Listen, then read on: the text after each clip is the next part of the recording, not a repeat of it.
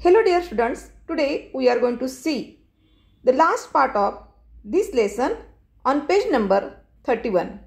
And also in a moment his heart responded thrillingly to this strange mood.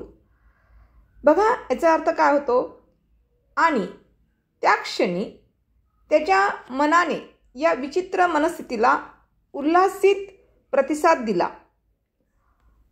A strong impulse moved him to battle with his desperate fact. एका अशा तीव्र प्रेरणेने इच्छाशक्तीने त्याला या दुःखद वस्तुस्थितीला तोंड देण्यासाठी प्रेरित केले गेले. He would pull himself out of the mire. Mire means a complicated or unpleasant situation. म्हणजे असुखद. From which it is difficult to free oneself. म्हणजे हताश होणे सरळ सरळ. तर बघा इथे काय सांगितलेलं आहे. He would pull himself out of the mire and would make a man of himself again. He would conquer the evil that had enslaved him. म्हणजेच काय त्याला काय सांगायचं आहे सोपीला या दलदलीतून तो स्वतःला बाहेर काढील आणि पुन्हा आपले व्यक्तिमत्व निर्माण करील. त्याला गुलाम करून टाकलेल्या पापी मनोवृत्तीवर तो विजय मिळवू शकेल. कारण तो सोपी हा कसा झालेला होता, पूर्णपणे खचून गेलेला होता. There was time he was a young eight. तो अजूनही तरुण होता, कारण अजून वेळ गेली नव्हती. तो अजूनही तरुण होता. He would resurrect his old eager ambitions and pursue them without faltering. म्हणजेच आपल्या पूर्वीच्या ज्या काही इच्छा असतील, आकांक्षा असतील, पुन्हा नव्याने जागृत करू शकला असता. Those solemn but sweet organ notes had set up a revolution in him. आणि कुठल्याही प्रकारचं न डगपत्ता त्याचा पाठपुरावा करू शकला असता.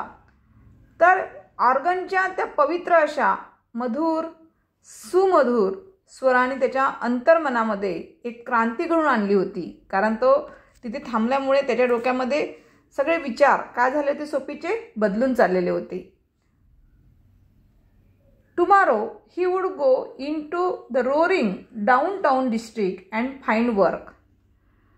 उद्या तो गजबजत्या शहरात जाऊन काम शोधू शकेल. A fur importer had once offered him a place as a driver. तर हे फर काय आहे, फर इम्पोर्टर मीन्स काय होते, फर आयातदार. एका फर आयातदाराने त्याला एकदा ड्रायव्हरची नोकरी देऊ केली होती. He would be somebody in the world. He would. या जगात तो कोणीतरी बनेल. He would. Sophie felt a hand laid on arm. He looked quickly around into the impassive face of a policeman. बघा तेवढ्यातच काय होते, जसा सोफीचा विचार बदलत असते का खरं जीवन काय आहे, आपल्याला ह्या सगळ्या गोष्टी मागे टाकून आपलं जीवनामध्ये काहीतरी बनवायचं आहे, आपल्याला काहीतरी घडायचं आहे, असा ज्या वेळेस त्याच्या डोक्यामध्ये विचार आलेला असतो तेवढ्यातच नेमकं काय घडते बघा. सोपीला त्याच्या खांद्यावर एक हात ठेवलेला जाणवला आणि झटकन सोपीने मान वळून त्याने पाहिले तर त्याला एका पोलिसाचा निर्विकार थंड चेहरा दिसलेला होता. What are you doing here asked the officer. तू इथे काय करतो आहेस, त्या ऑफिसरने त्याला विचारले. नथिंग सेड सोपी. काही नाही, सोपी म्हणाला. Then came along said the policeman. मग चल ये माझ्याबरोबर, तो पोलीस म्हणाला. 3 months on the island said the magistrate in the police court the next morning. 3 महिने बेटावरील तुरुंगात जायचं आहे. दुसऱ्या दिवशी सकाळी पोलीस कोर्टातील न्यायाधीशाने त्याला सांगितलं.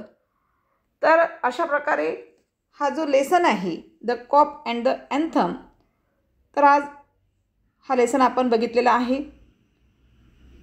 या लेसनमध्ये ज्या काही सोपीविषयी गोष्टी होत्या ह्यासुद्धा आपण जाणून घेतलेल्या आहे. सोपी कशा प्रकारचा मुलगा होता, त्याचे क्वालिटीज काय आहे, ही सुद्धा आपण बघितलेलं आहे. तर या लेसनमधील काही डिफिकल्ट वर्ड्स जे आहे त्याविषयी आपण जाणून घेऊया. Some difficult words. Stroll. Stroll means walk in a leisurely or relaxed way. म्हणजेच काय, रमत गमत फिरला. Asphalt means a black sticky substance.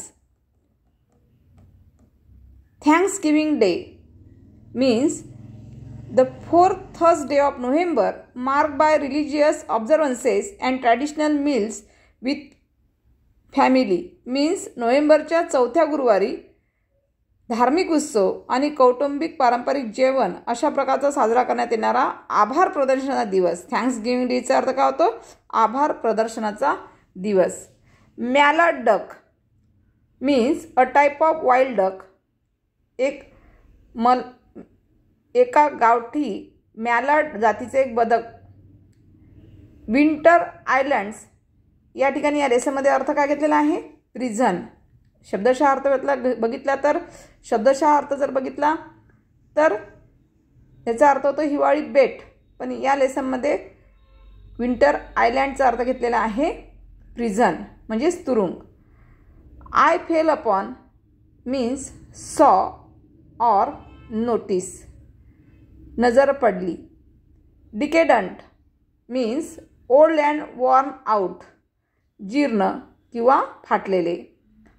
Ignoble, dishonourable किंवा लो म्हणजे दुर्दैव.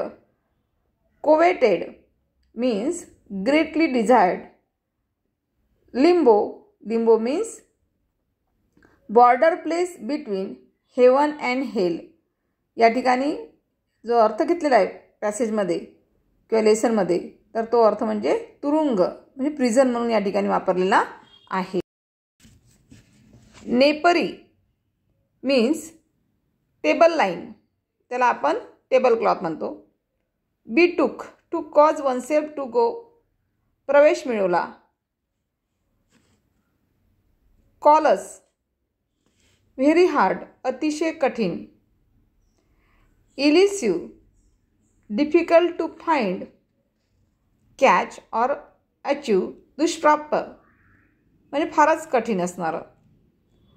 परशूट, परशूट मीन्स चेज, पाठीमागे. रेंडर्ड, रेंडर मीन्स मेड, बनवले. गिबरिश, मीनिंगलेस, निरर्थक. Twirl, turn some object quickly round and round, फिरवला. डिस्कन्सोलेट, व्हेरी अनहॅपी मीन्स दुःखी.